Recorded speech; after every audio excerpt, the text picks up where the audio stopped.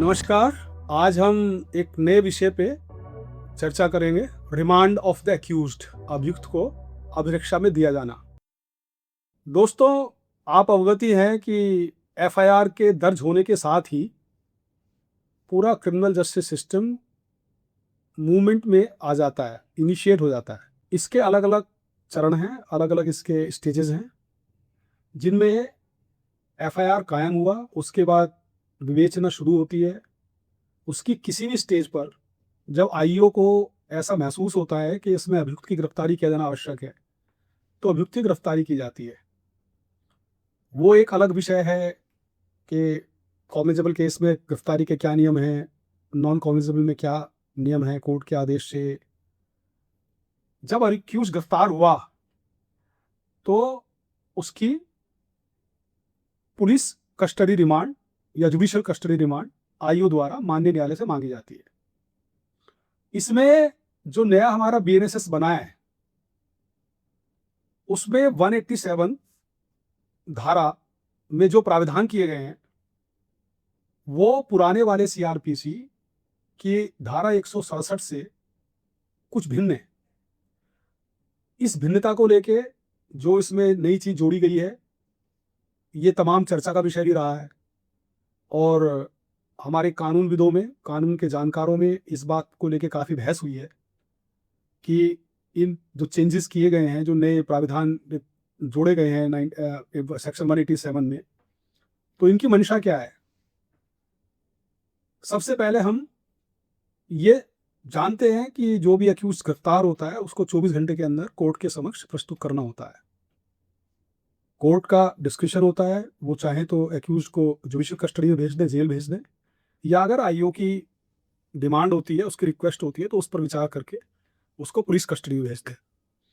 Police custody जो पुराने वाले सीआरपीसी 167 में जो उसके प्राविधान थे और जो वर्तमान के बीएनएसएस के सेक्शन 187 में उसके प्राविधान है, उन दोनों में फर्क है। सबसे महत्वपूर्ण फर्क ये है, सबसे महत्वपूर्ण अंतर ये है कि 167 ओल्ड सीआरपीसी में जो पुलिस कस्टडी रिमांड दिया जा सकता था, वो कस्टडी के विद इन फर्स्ट 15 डेज तक ही दिया जा सकता था और वो लिमिटेड भी 15 डेज तक के लिए था। इससे अधिक पुलिस कस्टडी रिमांड, पीसीआर जिसको हम संक्षेप में कहेंगे, वो नहीं होता था। अब इस प्राविधान को रिलैक्स किया गया है। अब इसमें ये कानून बनाया गया है कि यद्यपि पुलिस कस्टडी रिमांड की जो समय सीमा है वो 15 दिन ही रहेगी, लेकिन पहली बात कि वो 15 दिन कई हिस्सों में, अलग अलग टुकड़ों में, पार्ट्स में ली जा सकता है और उसकी समय अवधि भी प्रथम 15 दिन ना होकर, जैसा कि आप अवगति हैं कि जो 10 वर्ष अथवा उससे अधिक सजा से दंडनीय अपराध होते हैं, उनकी चार्जशीट 90 दिन के अंदर यदि एक्यूज्ड कस्टडी में है, और 10 वर्ष से कम सजा के प्रावधान वाले जो अपराध हैं, उनकी विवेचना के उपरांत उनकी चार्जशीट 60 दिन में लग जानी चाहिए। अन्यथा अभियुक्त डिफॉल्ट बेल के लिए एलिजिबल हो जाते हैं, ये उनका राइट बन जाता है।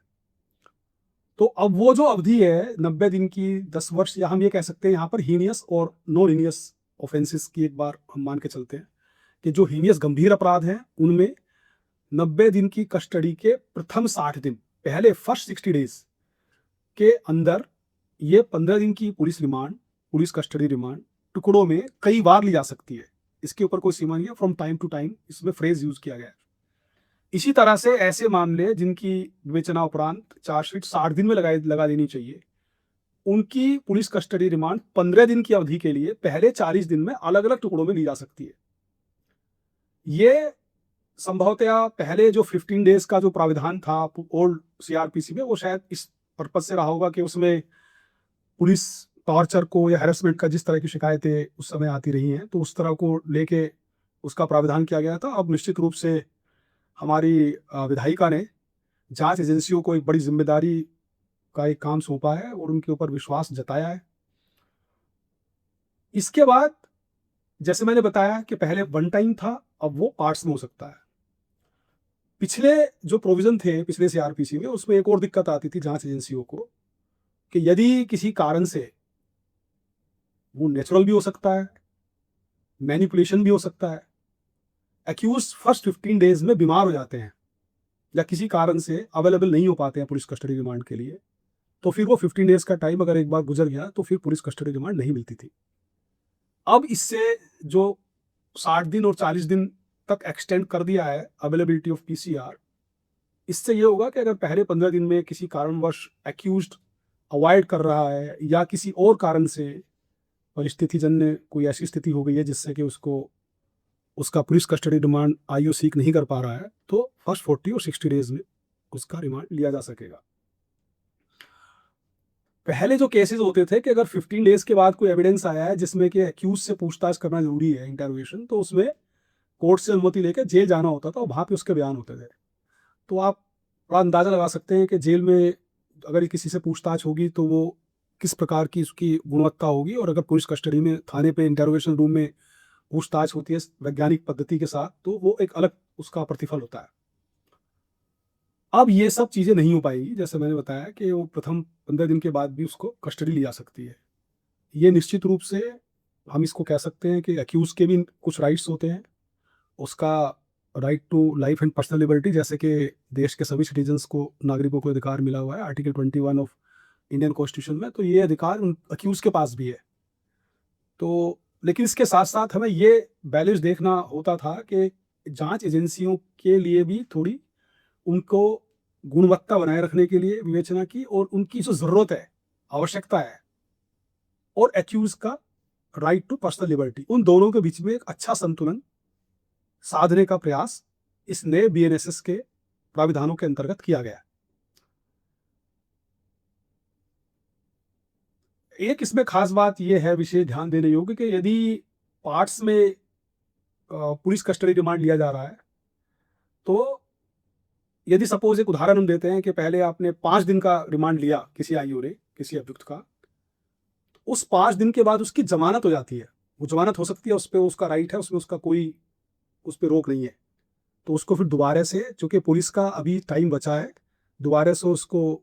अरेस्ट करने के लिए और पीसीआर डिमांड करने के लिए उनको कोर्ट की अनुमति लेनी पड़ेगी। एक और इसमें खास बात यह आई है कि कुछ लोगों का इस तरह का कहना है कि ये शायद इन्वेस्टिगेशन की तरफ एक शिफ्ट है, इन्वेस्टिगेशन के थोड़ा उसके फेवर में एक शिफ्ट है, लेकिन एक्यूज के राइट इंटैक्ट है। इसमें जो ट्रांसपेरेंसी की बात की जाती है नए कानूनों में, वो पूरी की पूरी तरह सुनिश्चित की गई है।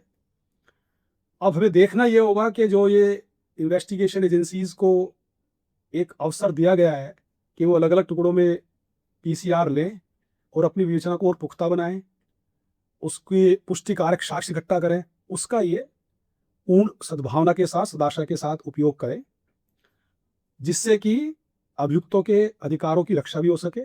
और जांच एजेंसी के आवश्यकताओं में भी संतुलन कायम रखा जा सके। कुछ और ऐसे बिंदु हैं जो मैं आपके संज्ञान में लाना चाहूंगा, आप लोगों को उसका पता होना चाहिए। यद्यपि ओल्ड सीआरपीसी के सेक्शन 167(2) में प्रथम 15 दिन के लिए ही 15 दिन तक की पीसीआर का प्रावधान था, तो भी एक जुडिशियल प्रोनाउंसमेंट के तहत माननीय उच्चतम न्यायालय ने, जिस केस का नाम था विकास मिश्रा, सीबीआई बनाम विकास मिश्रा 2023, इसमें 15 दिन के बाद भी 4 दिन की अतिरिक्त पुलिस कस्टडी रिमांड अलाउ कर दी गई थी। उसमें आधार ये लिया गया था कि जो इकोनॉमिक ऑफेंसेस होते हैं उसकी विवेचना काफ़ी लेंथी होती है और वो कभी कभी पहले 15 दिन में पूर्ण नहीं हो पाती, क्योंकि बड़े वोल्यूमिनस उसमें डॉक्यूमेंट्री एविडेंस होता है, तो उसकी स्टडी करने में, उससे कंक्लूजन ड्रॉ करने में टाइम लगता है। तो एक एक्सेप्शनल केस था। फिर एक ऐसी स्थिति सेंथिल बालाजी के केस में भी 2023 में माननीय उच्चतम न्यायालय के सामने आई, जिसमें 15 दिन के बियॉन्ड भी पुलिस कस्टडी रिमांड का एक रिक्वेस्ट किया गया था माननीय उच्चतम न्यायालय के सामने। इससे पहले के इसमें कुछ निर्णय हो पाता, ये पेंडिंग था पूरा प्रकरण, तब तक बीएनएसएस नया लागू हो गया और इसी बीच में ये प्रकरण माननीय उच्चतम न्यायालय द्वारा लार्जर बेंच को भी रेफर किया जा चुका था। एक बिंदु इसमें ध्यान रखने के योग्य है कि जब भी रिमांड जो भी होगा, वो जुडिशियल कस्टडी रिमांड होगा या पुलिस कस्टडी रिमांड होगा, प्रथम रिमांड पर अभियुक्त को भौतिक रूप से, फिजिकली उसको प्रस्तुत करना होगा। उसके बाद फर्क आता है कि यदि पुलिस रिमांड दोबारा सीक किया जाता है, जो 15 डेज की अवधि है उसमें बार बार टुकड़ों में सीक किया जाता है, तो एवरी टाइम, हर बार जब जब पीसीआर सीक किया जाएगा, रिक्वेस्ट किया जाएगा माननीय न्यायालय से, एक्यूज को फिजिकली प्रस्तुत करना होगा। जबकि यदि जुडिशियल कस्टडी रिमांड है तो उसमें बार बार प्रत्येक रिमांड के लिए उसको भौतिक रूप से फिजिकली प्रस्तुत करना आवश्यक नहीं है, अपितु उसको ऑडियो वीडियो इलेक्ट्रॉनिक मीन्स के द्वारा, जो जेलों में नए कानूनों के तहत और नई योजनाओं के तहत वीसी रूम्स की व्यवस्था की जा रही है, उसके तहत भी प्रस्तुत किया जा सकता है। जब पुलिस कस्टडी रिमांड दिया जाएगा तो जुडिशियल मजिस्ट्रेट उसमें रीजनड ऑर्डर, तर्क संगत एक आदेश, स्पीकिंग ऑर्डर जारी करेंगे। पुलिस कस्टडी रिमांड केवल जुडिशियल मजिस्ट्रेट प्रथम श्रेणी जेएमएफसी के द्वारा ही पुलिस को ग्रांट किया जा सकता है। जेएम सेकंड क्लास इसको ग्रांट नहीं कर सकते हैं। एक और खास बात इसमें है कि यदि किसी कारणवश जेएमएफसी उपलब्ध नहीं है तो ऐसी स्थिति में जो नियरेस्ट एग्जीक्यूटिव मजिस्ट्रेट हैं और जिन्हें एम्पावर किया गया है टू ग्रांट रिमांड्स, वो either of the remand, PCR और जुडिशियल कस्टडी, पुलिस की रिक्वेस्ट पर एक्यूज को प्रोड्यूस करने के बाद ग्रांट कर सकते हैं। उसकी समय सीमा 7 दिन होगी और 7 दिन के अंदर अंदर पुलिस को जुडिशियल मजिस्ट्रेट प्रथम श्रेणी से उसका फर्दर रिमांड लेना होगा और जो एग्जीक्यूटिव मजिस्ट्रेट के सामने प्रोसीडिंग्स हुई थी वो एग्जीक्यूटिव मजिस्ट्रेट जुडिशियल मजिस्ट्रेट को सब फॉरवर्ड कर देंगे। महत्वपूर्ण बिंदु ध्यान रखने योग्य एक और आपके ध्यान में लाना चाहता हूं, यदि कोई अभियुक्त 18 वर्ष से कम की महिला है तो उसको जेल नहीं भेजा जाएगा, अपितु रिमांड होम या किसी अन्य मान्यता प्राप्त सामाजिक संस्था को भेजा जाएगा। इसी तरह जब पीसीआर मिलेगी पुलिस को, किसी अभियुक्त का पुलिस कस्टडी रिमांड मिलेगा तो उसको पुलिस स्टेशन में रखा जाएगा, ये भी प्रावधान किया गया है। और एक इसमें जो बड़ा महत्वपूर्ण एक जो ध्यान रखने वाली बात यह है कि केस डायरी, ये पुलिस कर्मियों के लिए विशेष रूप से कि उपयोगी रहेगा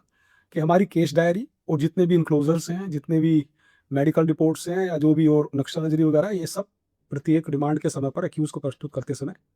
हमारी रेडी रहनी चाहिए ताकि हमें अपने इन्वेस्टिगेशन के काम में सफलता मिल सके। और